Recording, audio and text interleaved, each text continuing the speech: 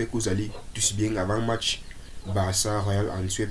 Match très important pour le Barça pour essayer de mettre un petit peu fin à cette crise qui sévit au sein de l'effectif. Parce que je vous rappelle, le Barça a perdu 4-2 contre Girona et s'il venait encore à perdre dans ce match, ça sera une crise totale.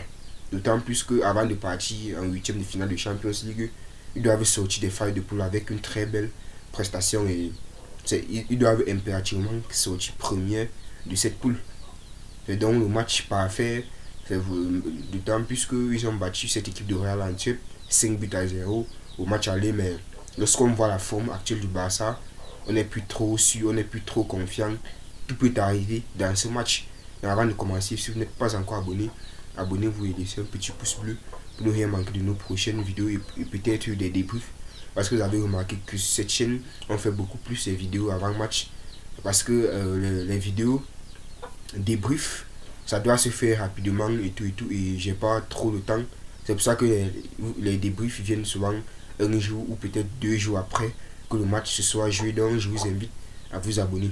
Comme on le disait, une seule défaite dans ce match et le Barça replonge. Et après, le Barça doit aborder les huitièmes de finale de Champions League avec un bon état d'esprit et en étant serein. Même si on a l'impression que ça sera un match assez facile vu que Real Antwerp a perdu ses 5 premiers matchs de phase de poule. Et le Barça, on n'est plus trop confiant avec eux et tout. Mais bon, on est quand même obligé de leur faire confiance. Le problème du Barça actuellement, c'est la défense. Parce que vous ne pouvez pas marquer 2 buts et encaisser 4 de suite. Comment est-ce que vous allez gagner le match? Pour que vous gagnez le match, il faut marquer au moins 5 buts et encaisser 4 pour pouvoir gagner la partie. Et là, c'est totalement inquiétant. On a une défense statique, une défense qui est un peu lente à réagir. Et aussi, on manque aussi de très bons gardiens. Là, c'est vraiment le problème que Xavi doit absolument résoudre avant le huitième de finale de la Ligue des Champions.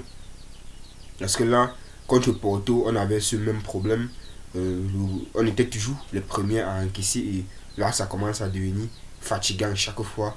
Barça premier à encaisser. Chaque fois, le Barça doit courir après le score. Combien de temps est-ce que ce cinéma, ce cauchemar va s'arrêter? On a un Araujo qui en club n'est pas quand même très à l'aise alors qu'en sélection il est monstrueux. On a aussi un Christensen qui a des lacunes défensives même s'il est très bon en relance. Là ce sont des problèmes que le Barça doit assurément résoudre. Aussi le milieu de terrain du Barça, il manque un peu de rigueur, il manque de... C'est vrai que le Barça en Ligue des Champions fait un parcours presque sans faute. Ils ont battu Porto aller-retour, un but en aller et 2-1 au retour. Ils ont battu Shakhtar Donetsk, ils ont battu Real Antwerp pour match aller 5-0. Mais depuis un certain temps, on sent quand même une certaine fragilité défensive, une certaine fébrilité. Même au milieu de terrain, on manque des joueurs capables de boxer. On manque des... Bon, sans plus tarder, on va proposer un 11 type pour ce match. Donc, comme gardien de but, Inaki Pena, vous savez, Ter Stegen est blessé et tout. On n'a pas trop le choix. Bon, c'est vrai qu'on en a quand même vu des bons matchs de Inaki Pena où il a beaucoup sauvé le Barça. Bon, on ne doit pas quand même trop l'en vouloir. Son problème actuellement, c'est la défense.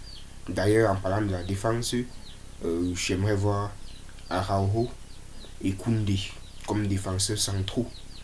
Parce que Christensen comme défenseur central c'est catastrophique et tout. Et sur le côté, j'aimerais voir João Cancelo et Balde. Parce que on voit que la défense à Araujo Christensen ça ne marche pas du tout.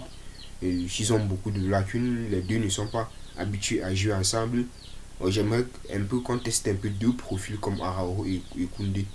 Donc comme latéraux, Cancelo et Balde comme je l'ai dit. Et au milieu de terrain, Gondouan en poste de numéro 6, il est impérial. Il a été buteur contre Girona. Et pour moi, ça a été l'un des meilleurs Barcelonais lors de ce match.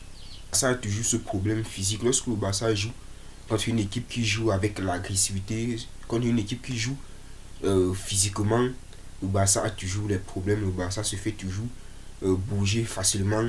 On l'a vu contre Girona, on l'a vu contre Royal Antwerp, et ça c'est un problème que si le Barça ne le résout pas, ils n'iront pas quand même très loin. Le Barça doit résoudre ces problèmes à tout prix. Et comme milieu offensif, j'aimerais voir Frenkie de Jong, Pedri. Bon, c'est vrai que ce sont quand même de très bons milieux de terrain, ils apportent beaucoup offensivement. Avec eux, le Barça se crée beaucoup d'occasions, mais c'est juste que les attaquants du Barça ne sont pas cliniques devant la case. Il manque cruellement d'efficacité. Donc avec ces milieux de terrain, ça pourrait quand même faire dans ce match. C'est vrai que dans le dernier match, ils ont quand même très bien joué. 9, Lewandowski, son poste c'est titulaire indiscutable, il n'y a pas vraiment son remplaçant.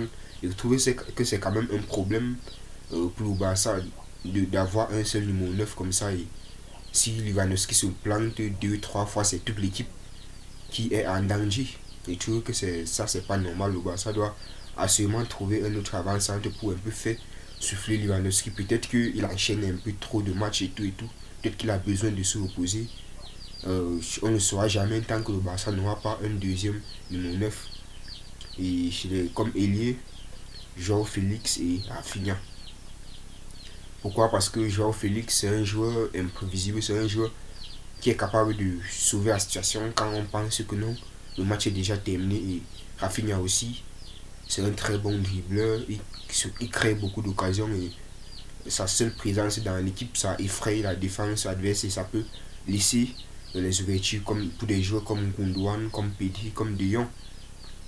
Je pense que c'était tout pour ce 11 type. Et après, à la place de Rafinha, à la mi-temps, peut-être on peut mettre Lamine Yamal et tout, ça peut toujours faire du bien. Donc si vous avez aimé cette vidéo, n'oubliez pas de vous abonner et de mettre un petit pouce bleu pour ne rien manquer de nos prochaines vidéos. À la prochaine, ciao.